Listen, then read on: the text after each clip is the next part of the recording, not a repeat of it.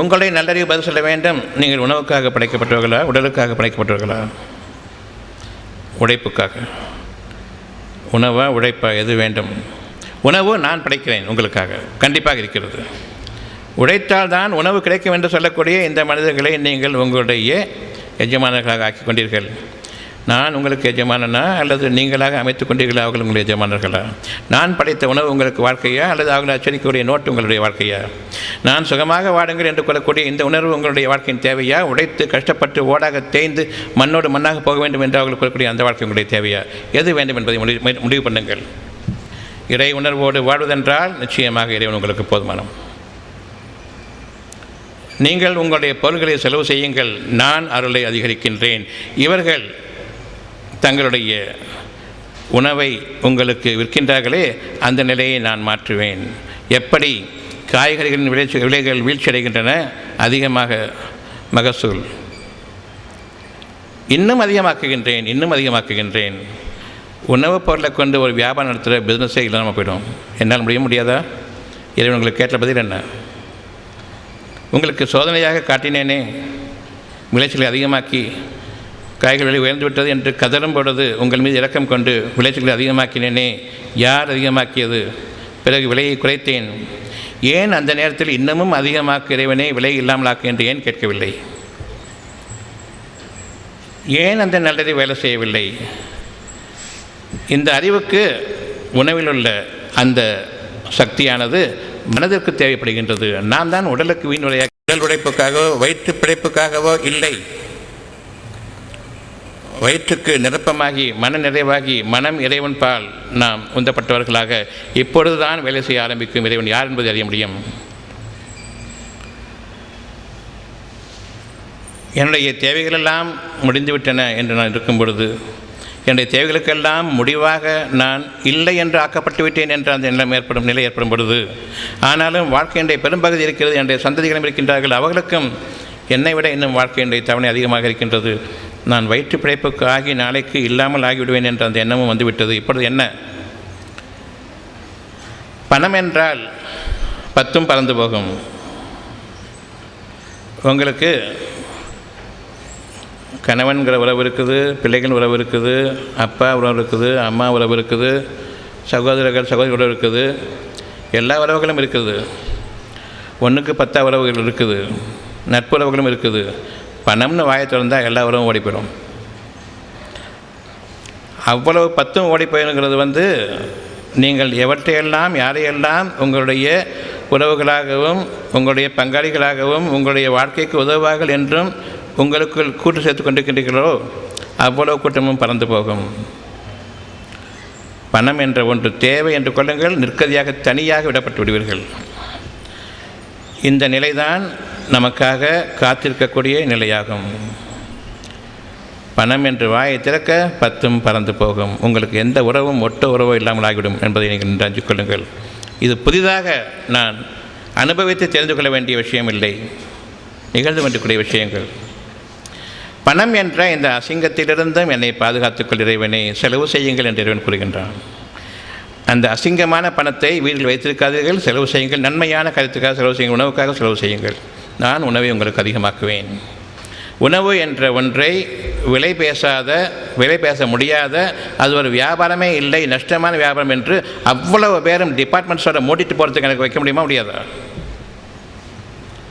உங்களுடைய காலை இங்கே தூசியாக இருக்குது, தூசி எல்லாமே தானியங்களாக இருக்க என்னால் ஆக்க முடியாதா? எப்படி நீங்கள் உங்களுடைய இறைவனை மறந்தீர்கள்? உழைப்பின் காரணமாக மனம் என்ற ஒன்று செத்துவிட்டது. மனம் இருந்தால் மட்டும்தான் இறைவனை உணர முடியும். அதன் பால் அது இயங்க ஆரம்பிக்கும். பணம் என்ற தரித்திரத்தை நீங்கள் உணவாக மாற்றுங்கள். இன்னும் உணவை அதிகமாக விரும்புங்கள். மனம் வேலை செய்ய வேண்டும், உடல் வேலை செய்யக்கூடாது. நீங்கள் அடிமைகள் அல்ல, ஆடு மாடு மிருகங்கள் அல்ல வேலை செய்வதற்கு. மனிதர்கள் மிருக கூட்டங்களாக நாம் ஆக்கப்பட்டு விட்டோம். இனியும் நாம் மிருகங்களாக இருக்க முடியாது என்பதை நீங்கள் அறியுங்கள். இப்பொழுது மனம் வேலை செய்ய வேண்டும். உணவு என்பது மனதிற்காக, உடலுக்காக அல்ல. மன நிறைவோடு நீங்கள் சாப்பிட வேண்டுமா? மன நிறைவாக நீங்கள் சாப்பிட வேண்டுமா? வயிறு பொறுக்க சாப்பிட வேண்டுமா என்று கேட்டால் பதில் என்ன? மன நிறைவோடு சாப்பிட வேண்டும், மன நிறைவடைய வேண்டும். சாப்பாட்டின் போது வயிறு பொறுக்க சாப்பிடக்கூடாது. அப்படி வயிறு பிறக்க சாப்பிட்றன்னு பார்த்து நீ என்ன மிருகமாடா இப்படி திங்கிறேன்னு கேட்பாங்க. மன நிறைவுக்காக சாப்பிடும் பொழுது அதில் ஒரு சுகமும் இருக்கிறது, அதில் விட்டு கொடுத்தலும் இருக்கிறது. நல்ல உணவை பிறருக்கும் கொடுப்போம், கொஞ்சமாக இருந்தாலும். வயிறு பிறக்க சாப்பிடும்போது எது நல்ல உணவோ அது தனக்கு மட்டும்தான் முதல்லன்னு பார்த்து மிச்சத்தை வைப்போம். அங்கு நமக்கு மனம் வேலை செய்யவில்லை, உடல் மட்டும்தான் வேலை செய்வதற்கான பாங்கு இருக்கின்றது. உணவுக்கு விலை பேச வேண்டுமா பேசக்கூடாதா என்று உங்களிடம் கேட்டால் பதில் என்ன? உணவுக்கு விலை பேசக்கூடாது. நான் ஒரு விருந்தினன் இந்த உலகத்தில், என்னை இறைவன் அப்படித்தான் படைத்திருக்கின்றான். உழைப்பு என்ற கேவலமான பேச்சை பேசக்கூடாது. மனதின் சிந்தனையினுடைய துவக்கமும் உயர்வும் எல்லையில்லாமல் ஆக வேண்டும். அதற்காக உணவு தேவை. வயிறு நிறைந்து மனமும் நிறைய வேண்டும். வயிற்றுக்கு மட்டுமே அரை வயிற்று பிறப்புக்கு ஆகிவிட்ட பிறகு வயிற்றுக்கே பாதி பாக்கி இருக்கும் பொழுது எப்படி மனம் வேலை செய்யும்? எப்படி நாம் இறைவன் பக்கம் திரும்ப முடியும்? மகாசக்தியின் பக்கம், மேலான ஞானங்களின் பக்கம் எப்படி திரும்ப முடியும்? இறை உணர்வு வேண்டும். உங்களுக்கான இறை உணவு உங்களுடைய இறை நிறைவை எண்ணெய் போற்றும் அளவுக்கு அந்த உணவு உங்களுக்கு வகை வகையாக இருக்க வேண்டும். ஒவ்வொரு இலையும் பழங்களாக அமைய வேண்டும், ஒவ்வொரு இலையும் பூக்களாக அமைய வேண்டும். விரும்புங்கள். சகலவற்றின் மீதும் ஆற்றல் மிக்கவன் இறைவன். உன்னதமானவனே, உயர்வானவனே என்று அடையுங்கள் அவனை. உங்களுடைய எண்ணம் இறைவனுடைய வாக்குகள். நன்மையானது தான் எண்ணம், தீமையானவை அவ்வளவும் சூழ்ச்சிகள், கேடானவை. பிறருக்கு நான் கொடுக்க மாட்டேன் என்று இருக்கும் பொழுது உங்களுடைய வயிற்றுக்கு நீங்கள் அநியாயம் செய்தீர்கள். அநியாயம் செய்பவர்களை உங்களுடைய அரசாங்கங்களாக அனுமதித்தீர்கள். அதன் காரணமாக நீங்கள் பட்டுக்கொள்ளக்கூடிய அவதிகள் நிச்சயமாக எவருக்கும் வரக்கூடாது என்றால், உங்களுடைய சந்தைகள் வரக்கூடாது என்றால் செலவு செய்யுங்கள். உங்களுடைய கணவன்மார்கள் செலவு செய்யும் பொழுது, அவருடைய குடும்பத்திற்கு செலவு செய்யும் பொழுது உணவுக்காகத்தான், வேறு எதற்காகவும் இல்லை. அது உங்களுடைய குடும்பத்திற்கு நல்லது என்று எண்ணுங்கள்.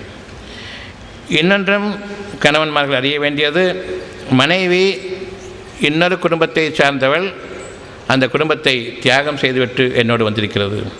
அந்த குடும்பத்தை கவனிக்க வேண்டிய பொறுப்பும் அந்த கணவனுக்கு இருக்கிறது என்பதை அறிய வேண்டும். தாய் தந்தையருக்கு உதவி செய்ய வேண்டும். தாய் தந்தை என்பது பிள்ளைகள் தாய் தந்தையருக்கு உதவி செய்ய வேண்டும். மகனாக இருக்கக்கூடிய நீங்கள் உங்களுடைய குடும்பத்துக்கு உதவி செய்கின்றீர்கள். பெண்ணாக இருக்கக்கூடிய நான் என்னுடைய குடும்பத்திற்கு உதவி செய்ய வேண்டுமே, அதற்காக உங்களுடைய கடமை என்ன என்று கேட்கும் பொழுது கணவனுடைய மனம் விசாலமாக ஆக வேண்டும். அவ்விதமாக ஆகும் பொழுதுதான் அவர்களுடைய உணர்வும் அருளும் இன்னும் பேரருளும் இன்னும் பாக்கியங்களும் அவர்களுக்கு அதிகமாகின்றன. அந்த சந்ததிகள், அந்த குழந்தைகள் பெரும் இறை அருளோடு, பெரும் ஞானங்களோடு, மனிதனுடைய அறிவுக்கு அப்பாற்பட்ட மிக பெரும் ஆற்றலோடு அந்த குழந்தைகள் விளங்கும். நீங்கள் வளர்க்க வேண்டாம், நான் வளர்க்கின்றேன் என்று சொல்லக்கூடிய அந்த எண்ணம் மாறும். என் இறைவனுடைய அனுமதியை கொண்டு நான் வாழ்ந்து கொண்டிருக்கின்றேன், என் பிள்ளைகளும் என் சந்ததிகளும் அவ்விதமாகவே விளங்கும் என்பதை நீங்கள் நின்று அறியுங்கள். நம்பிக்கை கொள்ளுங்கள். உங்களுக்காக உங்களுடைய உயிரை படைத்தவன், அதாவது குழந்தை என்ற உயிரை படைத்தவன் இறைவன்தான். அவர்களை வாழ வைக்க அவன் தகுதியற்றவன், அவ்வளவும் என்னிடம்தான் இருக்கிறது என்று நீங்கள் எண்ணிக்கொண்டிருக்கிறீர்கள். நீங்களே வாழ்வதற்கு உரிய அந்த பாதையை அறியாத நிலையில் உங்களுடைய வாழ்க்கையை பற்றியே பெரும் அச்சமும் கவலையும் கொண்டிருக்கும் பொழுது, என் குழந்தையை நான் வளர்ப்பேன் என்று அங்கும் நீங்கள் இறைவனை தடுத்து விடுகின்றீர்கள். நான் தான் வளர்க்க வேண்டும் என்ற அந்த எண்ணத்தை கொண்டிருப்பதன் காரணமாக எண்ணங்களின் உறுதுணையோடு, அதில் இருக்கக்கூடிய அழகான செய்திகளோடு, இறைவனுடைய உறுதியான வாக்குகள் நிச்சயமாக நிறைவேறும் என்ற அந்த இறைவனுடைய நம்பிக்கையின் மீது நீங்கள் உயர்ந்து விளங்க வேண்டும். கடவுள் என்றால் யார் என்று கேட்டால் கடந்த மகாசக்தி என்று எல்லோரும் கூறுவார்கள். அது என்னுடைய உள்ளத்தில் அவனுடைய வாக்குறுதியை அமைத்துக் கொண்டிருக்கின்றது என்று எல்லோரும் கூறுவார்கள். சரி, அந்த கடவுள் உங்களுக்கு என்ன கூறுகின்றார் என்று கேட்டால், நீங்கள் சிறப்பாக வாழ வேண்டும், எந்த குறையும் உங்களுடைய மனதுக்கு ஏற்படாமல் வாழ வேண்டும் என்பதுதான். உடல் குறைகள் மனதை தாக்குகின்றது, மனமோ உடலை வழிநடத்துகின்றது. அந்த மனதின் மீது நீங்கள் முழுமையான ஆதிக்கம் கொள்ளுங்கள். அந்த மனம் ஒன்றுதான் உங்களுடைய ஒரே குறிக்கோளாக இருக்க வேண்டுமே தவிர உங்களுடைய உடல் அதிலிருந்து விளைவதுதான், வாழ்வதுதான். மனம் அதிர்ச்சிக்குள்ளாகிவிட்டால் உடல் மடிந்து விடுகின்றது, இறந்து விடுகின்றது. மனம் சுமூகமாகவும் சாந்தமாக இருக்கும் பொழுது என்னுடைய உடல்நிலை நன்றாக இருக்கின்றது. உடலை பற்றி கவலைப்படுகின்றோம், ஃபிசிக்கல் ஃபிட்னஸ். ஆனால் மனதுடைய ஃபிட்னஸ் முக்கியமாக ஃபிசிக்கல் ஃபிட்னஸ் முக்கியமானு கேட்டால் உங்களுடைய பதில் என்ன? வெறும் காலையில் எழுந்திரிச்சி ஓடுறதும் குரங்கு மாதிரி குதிக்கிறதும் இங்கேயும் அங்கேயும் நடக்கிறதும் எதுக்காக போகிறோம் எதுக்காக வர்றோம்னு தெரியாது. கடைசியில் ராத்திரி பூரா கிடைச்ச அந்த அழகான சுகத்தை களைப்பாக விட்டுட்டு அப்பாடான்னு வந்து உட்காந்துட வேண்டியது. இவருக்கு ஒரு ஆள் காப்பி போட்டு கொடுக்கணும், புது உணர்வுக்கு சீக்கிரம் காப்பி கொண்டு வந்து சொல்ல வேண்டியது, மிரட்ட வேண்டியது, உருட்ட வேண்டியது. பெரிய வேலையை கிழிச்சிட்டு வந்துட்டார். எதுக்கு ராத்திரி பூரா சம்பாதிச்சு அந்த அழகான உணர்வை சக்தியை இறைவனுக்காக வேண்டி. இந்த உணர்வு எப்படி வந்தது? இரவு பூராவும் என்னை நானே மறந்த நிலையில், என் குடும்பத்தையும் மறந்த நிலையில், என் வியாபாரத்தையும் மறந்த நிலையில், என்னுடைய தொழிலையும் என்னுடைய லாபத்தையும் என்னுடைய பணம் எவ்வளவு பாக்கி இருக்குது என்பது எல்லாவற்றையும் மறந்த நிலையில், என் செலவுகளை பற்றியும் கவலை இல்லாமல், நாளை வாழ்க்கையை பற்றி கவலை இல்லாமல் இவ்வளவு நிம்மதியாக தூங்கியதற்கு கொடுத்த அந்த மகாசக்தி காலை எந்திரிக்கும் போது அப்படிப்பட்ட ஒரு புத்துணர்வும் புது பொலிவும் புது வாழ்க்கைக்காக. இப்போ போயிட்டு இந்த எண்ணத்தை இறைவனுக்கு நன்றி செலுத்தும் விதமாக அதிகமாக நினைவுவது விட்டுவிட்டு இந்த காட்டுக்கூட்டங்களோடு நடக்கிறதும் ஓடுறதும் வந்துடுறதும், நான் சக்தியெல்லாம் செலவழிச்சிட்டு வீண் விரயமாக்கிட்டு இறைவனை பற்றி ஒரு சிந்தனையும் இல்லாமல் ஊருக்கு காட்டுறதுக்காக வேண்டி நானும் படித்தவன், எனக்கும் கால் இருக்குது, நான் நடப்பேன், எதுக்காக நடந்தேன் எதுக்காக வந்து உட்காந்தே தெரியாது. வீண் விரயமாக்கிட்டு கலைப்படம் வந்தே இல்லையா? அதாவது தெரியுமா? ஆமாம் தெரியும். எதுக்காக? இரவு நேரத்தில் இந்த ரெஸ்டின் காரணமாக, நிம்மதியும் அமைதியின் காரணமாக இந்த உணர்ச்சியும் புத்துணர்வும் புதுப்படியும் வந்ததா? அல்லது நீ இப்போ ஓடி போயிட்டு வந்துட்டு இருக்கிறிய இருக்கிறதெல்லாம் வீணாக்கிட்டு வந்திருக்கிற? ஏன் நீங்கள் மனிதர்களை பின்பற்றுகின்றீர்கள்? உங்களுடைய உடலை பின்பற்றாதீர்கள், உணர்வின் பக்கம் வாருங்கள். கொஞ்சம் நஞ்ச சக்தி இருந்தாலும் சிந்தனைக்கு செலவு செய்யுங்கள். உங்களுடைய உடல் உறுப்புகள் இயங்கக்கூடாது காரணம் இல்லாமல் இயங்கக்கூடாது. நான் சாப்பிட்டுட்டே இருக்கிறேன், என்றைக்கா வாய் வலிக்குமா? வாயில் போட்டுகிட்டே இருக்கிறேன், கை வலிக்குமா? இது இறைவன் பாதையில் நான் என்னை இயக்கி கொண்டிருப்பதன் காரணமாக அங்கே வழி இல்லை. ஆனால் உங்கள் குழந்தைக்கு நீங்கள் சாப்பாடு ஊட்டுறீங்க. ஒவ்வொரு பெண்ணுக்கும் தெரியும், தான் சாப்பிடும்போது கை வலிக்க மாட்டேங்குது, அந்த குழந்தைக்கு சாப்பாடு ஊட்டும்போது கோவம் வந்து சீக்கிரம் சாப்பிட்டு தொலையன்னு சொல்லிட்டு வாயில் போட்டு நுழைக்கிறதும் இருக்குது. தன் குழந்தைக்கு கூட ஊட்டுவது என்ற உழைப்பு கூடாது. அப்படி இருக்கும்போது வாழ்க்கை பூராவும் கண்ட நாய்களுக்கு நான் உழைக்கிறேன், உழைப்பே உயர்வுன்னு சொல்லி தெரிகிறமே, நமக்கு என்ன கேடு? இறைவனுக்காக உங்களுடைய சிந்தனைக்காக வேண்டி அந்த உணவு வேண்டும், உடல் உழைப்புக்காக இல்லை. நிச்சயமாக நீங்கள் அறிய வேண்டும், எண்ணங்கள் உங்களுடைய இறைவனால் உங்களுக்காக படைக்கப்பட்டு கொண்டிருக்கின்றது. புது புது எண்ணங்களாக, அழகான உணர்வுகளாக படைக்கப்பட்டு கொண்டிருக்கின்றது. எண்ணம் கொள்ளுங்கள், உயர்ந்து விளங்குங்கள். இப்பொழுது உங்களுக்கு மனதிற்கு ஒரு கடவுள் வேண்டுமா வேண்டாமா? மனதிற்கு என்று ஒரு கடவுள் வைத்திருக்கின்றோமா? உணவுக்கு ஒரு கடவுள் வைத்திருக்கின்றோம், அறிவுக்கு என்று ஒரு கடவுள் வைத்திருக்கின்றோம், மழைக்கு என்று ஒரு கடவுள் வைத்திருக்கின்றோம், இன்னும் ஏகப்பட்ட கடவுள்கள். உங்களுடைய அறிவுக்கு, கண்களுக்கும் காதுகளுக்கும் புலப்படக்கூடியது, புலப்படங்களுக்கு எதெல்லாம் தேவையோ அவ்வளவுக்கும் கடவுள் வைத்தாகிவிட்டது. உங்களுடைய மனதிற்கு ஒரு கடவுள் வேண்டுமே, சுகத்திற்கு, அதுக்கு பேர் என்ன? மனதிலிருந்து உடல் விளைகின்றது, உடலுக்கு தேவையான அவ்வளவு கடவுளும் வைத்தாகிவிட்டது. மனதிற்குள்ள கடவுள் யார்? எதற்கு பிரதானமோ அந்த கடவுள் இல்லை.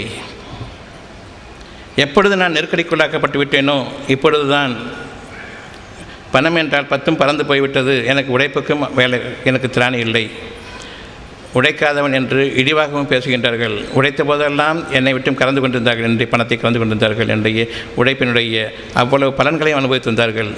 பணம் என்று சொன்னதும் 10 பறந்து போய்விட்டது, இப்பொழுது நான் நிற்கதியாக விடப்பட்டு விட்டேன். இப்பொழுது நீங்கள் எங்கே திரும்புவீர்கள்? மனிதர்கள் பக்கம் திரும்ப முடியாது, வானத்தின் பக்கம் நோக்குகின்றீர்கள். கடவுளே என்று வானத்தின் பக்கம் நோக்குகின்றீர்கள். இதுவரை கடவுளே என்று பூமியைத்தான் அடிப்படையாக ஒட்டி கடவுளை அமைத்துக் கொண்டிருந்தீர்கள். இப்பொழுது வானத்திற்கு இந்த கடவுள் பெயர் பத்தாது. வானங்களும் உங்களுக்கு வேண்டும். வானங்களிலிருந்து தான் உங்களுடைய வாழ்க்கை ஆரம்பிக்கிறது. காற்றும் சரி, மழையும் சரி, அதிலிருந்து விளையக்கூடிய அந்த பாக்கியமிக்க நீரை கொண்டு தான் உங்களுடைய நீரூற்றுக்களும், உங்களுடைய விளைச்சல்களும், உங்களுடைய உணவும், உங்களுடைய வாழ்க்கையினுடைய புறப்படுவதற்கான அவ்வளவு ஆதாரமும் வானத்திலிருந்து இறங்குகின்றது. மனம் என்ற ஒன்றை விட்ட பிறகு நாம் பொருள்களில் அவனுடைய அனுமதியை கொண்டு முதல் முறையாக கொடுத்த அந்த பொருள்கள் வாழ்ந்து கொண்டிருந்தோம். என்னுடைய அறிவை கொண்டு என்று வானமும் நிறுத்தி கொண்டது தன்னுடைய பாக்கியத்தை. மழை பொழியவில்லை. பூமியும் விளைச்சல்களில் மரடாகிவிட்டது. அங்கும் உங்களுக்காக உணவில்லை. இப்பொழுது நீங்கள் எந்த பக்கம் திரும்புவீர்கள்? வானத்தின் பக்கம். இன்னும் பலரும் கூறுவார்கள் இயற்கை தான் கடவுள் என்று. அந்த இயற்கையை கூட பூமியில் இருக்கக்கூடிய விஷயங்களைத்தான் பார்த்து இயற்கை என்று கூறுவார்களே, வானங்களுடைய அழகும் இயற்கையிலே சேர்ந்தது என்பதையும் கூட அவர்கள் அறிய மாட்டார்கள். இயற்கைனா மேலேருந்து ஒரு குன்றிலேருந்து பார்க்குறதும் ஒரு மலை உச்சிலேருந்து பார்க்குறதும், ஆக எவ்வளோ அழகான இயற்கை. மேலே போய் கீழே பார்க்குறதுக்கு கீழேருந்து மேலே பார்த்தா என்ன, அங்கேருந்து தானே எல்லாமே விடையுது. அதை விட்டுவிட்டார்கள். உங்களுடைய புதிய அழகான உணர்வுக்காக வேண்டி உங்களுடைய சுகம் வேண்டும். உங்களுக்கு எப்படி அடைப்பீர்கள்? சுகம் அளிப்பவனே என்று அடையுங்கள். வேறு எந்த பெயரையும் கூறக்கூடாது. அவன் ஒருவன்தான் என்று அழைக்க வேண்டும். சுகத்துக்கு எதாவது கடவுள் வச்சுருக்கீங்களா? அமைதிக்கு ஒரு கடவுள் வச்சுருக்கீங்களா? இந்த ரெண்டு தானே வேணும். ஏன் இந்த கடவுளை நீங்கள் வைக்காமல் இருந்தீங்க? முடியாது. அது என்றால் உணர்வு, அருபமான உணர்வு. அதற்கு பொருளிப்படான உணர்வு வைக்க முடியாது. உயிரளிப்பவன் கடவுள் வச்சுருக்கீங்களா? பேர் வச்சுருக்கீங்களா? உயிரை பார்க்க முடியாது, மனதையும் பார்க்க முடியாது. நம்பிக்கை அளிப்பது என்னுடைய வாழ்க்கைக்கு உத்தரவாதம் என்று தெரியும். நம்பிக்கை கடவுள் வச்சிருக்கிறீர்களா? இல்லை. இந்த உயிரோட்டத்திற்காக நம்பிக்கை தேவைப்படுகின்றது. நம்பிக்கை என்பது மனம் சம்பந்தப்பட்ட உணர்வு சம்பந்தப்பட்டது. அந்த உணர்வில் அடங்கிய தேவைகள் இருக்க வேண்டும். இந்த அடங்கிய தேவைகளுக்காக, இந்த உணர்வுக்காக நான் நம்பிக்கை கொண்டேன். அந்த மனம் எனக்கு இருக்க வேண்டும். இப்பொழுது என்னுடைய உயிரோட்டம் ஆரம்பமாகிறது. இந்த எந்த ஒன்றுக்குமே கடவுள் இல்லை, பெயர்கள் கிடையாது. அந்த மகா சக்தி உங்களுக்காக இப்பொழுது அறிவிக்கப்படக்கூடிய அந்த ஒரு பெயர் அல்லாஹ் என்பதால். உருவம் இல்லை, உணர்வு, மனம், நம்பிக்கை, உயிர் அவ்வளவுக்கும் சேர்த்து வானங்களுக்கும் பூமிக்கும் கடவுள் யார்? பூமிக்கான கடவுள் நிறைய, வானங்களுக்கும் பூமிக்கும் சேர்த்து தான் உங்களுடைய வாழ்க்கை அமைந்திருக்கின்றது. இப்பொழுது உங்களுக்காக ஒரு புது பெயர் அறிவிக்கப்படுகின்றது. அல்லாஹ் என்பது உருவம் அல்ல, உடல் உறுப்புகள் சம்பந்தப்பட்டதல்ல, பூமி சம்பந்தப்பட்டதல்ல, வானமும் சம்பந்தப்பட்டதும் அல்ல. இவை இரண்டையும் படைத்தானே அந்த மகாசக்தியின் மீது நான் அமைகின்றேன். அங்கிருந்து தான் என்னுடைய எண்ணங்கள் ஆரம்பமாகின்றன. வானங்கள் இருந்தும் இல்லை, பூமியிலிருந்தும் இல்லை. இவற்றுக்கு இடையில் நான் அமைக்கப்பட்டிருக்கின்றேன் ஒரு விருந்தினனாக. இப்பொழுது நான் என்னுடைய இறைவனை அழைக்கின்றேன். உயிரளிப்பவனே என்று அடையுங்கள். வேறு எந்த கடவுளுக்கும் பொருந்தாது, அந்த மகாசக்திக்கு மட்டும்தான் பொருந்தும். சுகம் அளிப்பவனே என்று அடையுங்கள். நம்பிக்கை அளிப்பவனே என்று அடையுங்கள். உறுதியளிப்பவனே என்று அடையுங்கள். சந்ததிகளை நீ நன்மையான அழகான அமைப்பில் உயர்த்துபவன் என்று அந்த உன்னதமானவனை அடையுங்கள். உன்னதமானவன் என்று அடையுங்கள். உயர்வானவன் என்று அடையுங்கள். நிறைவானவன் என்று அடையுங்கள். உங்களுக்காக அவனுடைய வாக்கு இப்பொழுது நிறைவேற ஆரம்பிக்கிறது. சுகமளிப்பவனே என்று அடையுங்கள். எங்கு அடைப்பீர்கள்? இங்கு உணர்வு இருக்கிறது, இங்கு அடைக்கின்றேன். இங்குதான் அந்த இறைவனுடைய சன்னிதானம் இருக்கிறது என்பதை அறியுங்கள். இதை விட்டு வெளியேறுவீர்களானால் பொருள் அடிப்படையிலான உங்களுடைய வாழ்க்கையின் பக்கம் ஏற்கனவே எப்படி நாம் சீரழிந்தோமோ அந்த வாழ்க்கையின் பக்கமே நாம் திரும்பிவிட்டோம். நன்மை வேண்டும், நன்மையாளனே என்று அடையுங்கள். நல்லறிவு வேண்டும், ஞானம் மிக்கவனே என்று அடையுங்கள். பாதை வேண்டும், ஒளிமிக்கவனே என்று அடையுங்கள். ஒளிமிக்க பாதை வேண்டும். குழப்பமான பாதைகளில் நாம் போகக்கூடாது. அதற்கு இங்கு தெளிவு வேண்டும். தெளிவை அளிப்பவனே என்று அடையுங்கள். இவை அனைத்திற்கும் ஒன்று சேர்ந்து வானங்களுக்கும் பூமிக்கும் அதிபதியே என்று அடையுங்கள். நிச்சயமாக உங்களுடைய இறைவன் அல்லாஹ் உங்களுடைய இருதயத்தில் அமைந்து விட்டான். மசூதிக்கு போவது என்பது நிச்சயமாக நாம் தொலைந்து விட்டோம். வானங்களுக்கும் பூமிக்கும் அதிபதியாக அல்லாஹ்வை நாம் இழந்துவிட்டோம் என்பதாகும். உள்ளம் என்பது மறைவானது, வானங்களையும் பூமியும் அடக்கி ஆளக்கூடியது. அந்த பிரகாசத்தில் உங்களுடைய இறைவனுடைய வாக்கு இருக்க வேண்டுமே தவிர கட்டிட அமைப்புகள் என்னுடைய இறைவன் அங்கு இருக்கின்றான், அங்கு சென்று எனக்கு பிரார்த்தித்தால் எனக்கு விடை கிடைக்கும் என்று சொல்லக்கூடிய 3 கூட்டங்களுக்கும் அங்கு சென்று பிரார்த்தனை செய்யும்பொழுது எந்த விதமான பலனும் இல்லை. இந்த 3 கூட்டங்கள் யார் என்பதை நீங்கள் அறிவீர்கள். முஸ்லீம்கள், இந்துக்கள், கிறிஸ்தவர்கள். இந்த 3 கூட்டங்களுமே தங்களுடைய கட்டிடங்களுக்குள் இறைவன் இருப்பதாகவும் அங்கு சென்று பார்த்தால் மட்டும்தான் எனக்கு இறைவனுடைய அனுகிரகம் கிடைக்கும் என்று நம்பக்கூடியவர்கள் யாராவது ஒருவர் அங்கு சென்று குணமாகட்டும் பார்க்கலாம். அங்கே இருக்கக்கூடிய பூசாரிகளும் பாதிரிமார்களும் இமாம்களும் நீங்கள் கடவுளை மட்டும்தான் நம்பணும், இன்டென்சிவ் என்று போக வேண்டாம், இங்கே வாங்கன்னு சொல்லக்கூடிய தைரியம் இருக்குதா அவங்களுக்கு? கடவுளுடைய முக்கியமான புரோகிதர்கள் நாங்கள் தான், எங்கள் மூலமாக தான் நீங்கள் கடவுளுக்கு போகணும்னு சொல்லக்கூடிய கடவுளை நீங்கள் தொடர்பு கொள்ளணும்னு சொல்லும் பொழுது சுகம் வேண்டும் என்று அறிவிப்பது யார்? அங்கு எங்கு சுகமாக வேண்டும் என்று அறிவிப்பது யார்? உலகமே கைவிட்ட பிறகு இந்த வார்த்தை யாரிடமிருந்து வரும்? இப்பொழுது கடவுள் உங்களிடம் இருக்கிறாரா? நீங்கள் கடவுளை தேடி சென்றீர்களா? எது விசேஷமானது? நீங்கள் என்ன தேடி வரலாம், அதுவும் ஓகே. நான் உங்களை தேடி வர்றேன். இந்த ரெண்டில் எது உங்களுக்கு கண்ணியமானது? கடவுளை தேடி நீங்கள் போகிறீங்க, ஆனால் கடவுள் உங்களை தேடி வந்திருக்காரு. கண்ணியப்படுத்த வேண்டிய விஷயத்தில் கண்ணியப்படுத்துவீங்களா? இதை விட்டுட்டு பூசாரிகள் கற்றுக் கொடுத்த அந்த இடங்களுக்கு போய்ட்டு இங்கே தான் கடவுள் இருக்கார், இங்கே பிரார்த்தனை பண்ணால் தான் சுகமாகும்னு சொல்கிறோமே. யாவற்றையும் மிகைத்தவன் சர்வ வல்லமை மிக்கவன்ட்ட போனதுக்கப்புறமா நம்பிக்கையெல்லாம் திருப்பி டாக்டர்கிட்ட போகிறோமே, இவ்வளோதானா? உண்மையான கடவுளிடம் திரும்பியிருந்தால் உங்களுடைய நிலை வேறு. இந்த மனம் வானங்களுக்கு மேலாக என்ன இருக்கிறது என்பதை பார்க்கக்கூடிய மனமா இல்லையா? பூமிக்கு கீழாக என்ன இருக்கிறது என்பதை பார்க்கக்கூடிய மனமா இல்லையா? இந்த கேள்வி அமைத்தது இறைவன் தான். கேளுங்கள், நான் பதில் தருகின்றேன். வானங்களுக்கும் பூமிக்கும் அதிபதியை நீங்கள் இப்பொழுது ஏற்றுக்கொள்ளுங்கள். உங்களுடைய ஒவ்வொரு தேவைக்கும் அங்கிருந்து நிறைவேற இருக்கின்றது. அதை தவிர்த்து வேறு எந்த கடவுளை பெயர் சொன்னாலும் சரி, இவர்கள் அல்லாஹ் என்று கூப்பிடுகின்றார்கள். அவர்களுக்கு ஏன் உதவி செய்யவில்லை? ஏன்? கட்டிடங்களுக்கு சென்றதன் காரணமாக, உள்ளத்தை விட்டுவிட்டதன் காரணமாக, இறைவனுடைய பிரசன்னமான மகாபலம் சன்னிதமான இந்த உள்ளத்தை விட்டு வெளியேறியதன் காரணமாக பூசாரிகள் வெளியேற்றினார்கள், இவர்களும் வெளியேற்றப்பட்டார்கள். இறைவனை விட்டு வெளியேறிவிட்டு இறைவனை என்று கதறினார்கள். நிச்சயமாக அங்கே இறைவன் இல்லை. நாம் இறைவனை தரிசிக்க செல்கின்றோம், தெளிவாக அறிய வேண்டும். இறைவனிடம் முறையிடச் செல்கின்றோம். அங்கு தரிசித்து இறைவனை முறையிட வேண்டும், நம்முடைய கஷ்டங்களை எல்லாம் சொல்ல வேண்டும் என்று எண்ணுகின்றோம். அங்கு சென்ற பிறகு பிரார்த்தனை ஆரம்பமாகும் பொழுது கண்ணை மூடுகின்றோம். பார்க்கத்தானே வந்தீங்க, ஏன் கண்ணை மூடினீங்க? யார் கண்ணை மூடினதாங்க? மிக பெரும் பிரம்மாண்டமான ஒரு தேவையை கொண்டு வந்திருக்கின்றீர்கள். இங்கு இல்லை, இங்கு திரும்ப வேண்டும். கண்ணை மூட இங்கு நாம் திரும்புகின்றோம், அது இல்லை என்று ஆகிவிடுகிறது. அவ்வளவு தொலைவுக்கு கூட்டி சென்று கடவுளை தரிசிக்கின்றோம் என்று சொன்ன பிறகு அந்த இடத்தில் உங்களை கண்ணை மூட செய்தது யார்? கண்ணை திறந்துக்கிட்டு மனசுக்கு உரிய ஒரு கஷ்டம் விலகணும்னு சொல்லி கேளுங்க பார்ப்போம். ஒரு காலம் சுகமாகாது. கண்ணை மூடிட்டு கேளுங்க, அங்கே சுகமாகும். கண்ணை மூடிய பிறகுதான் பிரார்த்தனைக்குரிய மதிப்பு இருக்கிறத தவிர கண்ணை திறந்து கொண்டு பார்க்கும்போது எந்த மதிப்பு, எந்த ஒரு கடவுளும் கடவுள் அல்ல, பார்க்கக்கூடிய பொருள் கடவுள் அல்ல என்பதை அறிவிக்கக்கூடிய அந்த மாபெரும் ஆற்றலும் மாபெரும் சத்தியமும் அங்கு நிறைவேறி கொண்டிருக்கின்றது.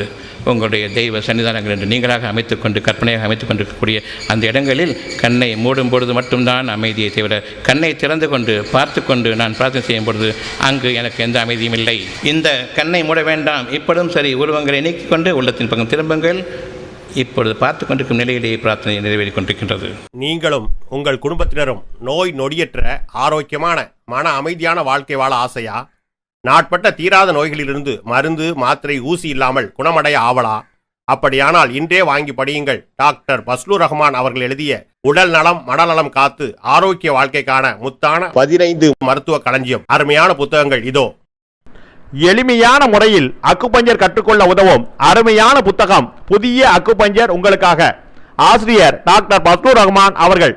படித்து நடைமுறைப்படுத்த வேண்டிய அரிய புத்தகம். விலை ரூபாய் 400. நோய்களிலிருந்து பாதுகாத்துக் கொள்ள உதவும் மருத்துவ களஞ்சியம். மருந்துகளால் வரும் நோய்கள். ஆசிரியர் டாக்டர் பஸ்லூர் ரஹ்மான் அவர்கள். விலை ரூபாய் 250. நீங்கள் ஒவ்வொருவரும் வாழ்க்கையில் வெற்றி பெற வேண்டுமா? நீங்கள் வாங்கி படிக்க வேண்டிய, உங்கள் வாழ்க்கையில் கடைபிடிக்க வேண்டிய அருமையான தொகுப்பு டாக்டர் பஸ்லூர் ரஹ்மான் அவர்கள் எழுதிய வெற்றிக்கு மேல் வெற்றி. விலை ரூபாய் 350. நோய் நொடியற்ற வாழ்க்கைக்கு உதவும் பயனுள்ள மருத்துவ கடைகள் பாகம் 1. ஆசிரியர் டாக்டர் பஸ்லூர் ரஹ்மான் அவர்கள். ரூபாய் 250. பெண்களே உங்களுக்காக. நிச்சயமாக ஆண்களுக்கும் எண்ணற்ற ஆண் பெண் இருபாலருக்கும் ஏற்படும் மருத்துவ கேள்விகளுக்கு விடை காண, மேலும் பெண் குழந்தைகள் பிறந்தது முதல் அவர்களுக்கு மனமாகி குழந்தைகள் பிறக்கும் வரை ஏற்படும் அனைத்து விதமான சந்தேகங்களுக்கு தீர்வு காண உதவும் மருத்துவ பொக்கிஷமான இப்புத்தகம் நீங்களும் படித்து உங்கள் வருங்கால சந்ததிகளுக்காக பாதுகாத்து வைக்க வேண்டிய மருத்துவ களஞ்சியம். பெண்களே உங்களுக்காக, நிச்சயமாக ஆண்களுக்கும். ஆசிரியர் டாக்டர் பஸ்லூர் ரஹ்மான் அவர்கள். விலை ரூபாய் 250. டாக்டர் பஸ்லூர் ரஹ்மான் அவர்கள் எழுதிய இறைவழியில் இனிய சுகப்பிரசவம். விலை ரூபாய் 400.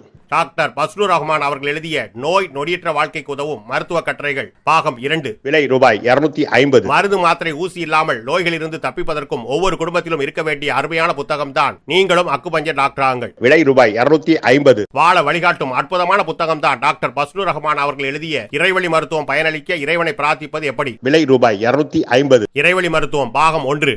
ஆசிரியர் டாக்டர் பஸ்லூர் ரஹ்மான் அவர்கள். விலை ரூபாய் 200. இறைவழி மருத்துவம் பாகம் 2.